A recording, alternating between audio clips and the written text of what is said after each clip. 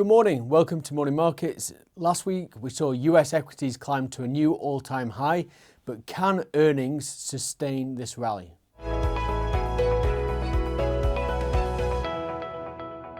Last week we saw US equities reach a new all-time high again.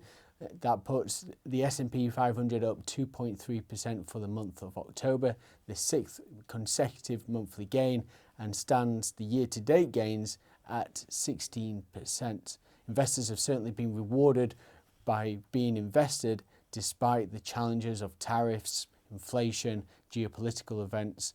Equity markets continue to be strong, not only in the US, but also globally. Importantly though, corporate earnings results are coming through.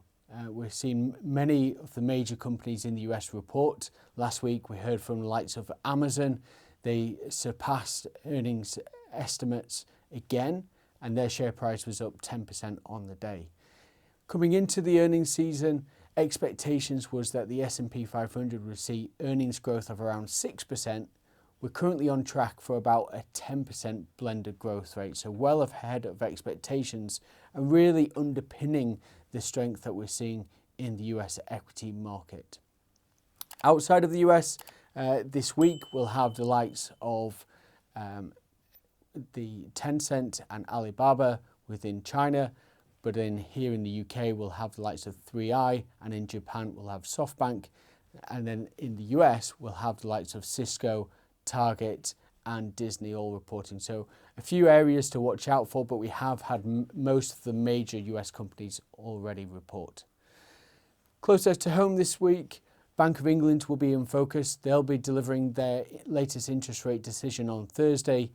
Expectations are that the base rate will stay at 4%. There's a 70% probability that the markets are attaching to that. The challenge for the Bank of England, whilst on the one hand they've got weaker jobs data coming through, on the other hand they've got inflation still above target. It's currently at 3.8%. The target is 2%. So that is the challenge for the Bank of England. The inflation data has been slightly better in recent months. Last month it came in below expectations. We've seen some improvement on the wage growth front, i.e. lower wages, but also slightly softer food prices. So it's slightly more encouraging, but not enough perhaps for the Bank of England to lower interest rates this week. But expectations are that they will continue on this path of lower interest rates over the next 12 months. We'll keep you up to date in weekend markets, so stay tuned for that, and thank you for listening today. This video is not a recommendation or personal financial advice. With investing, your capital is at risk. Investments can fluctuate in value, and you may get back less than you invest.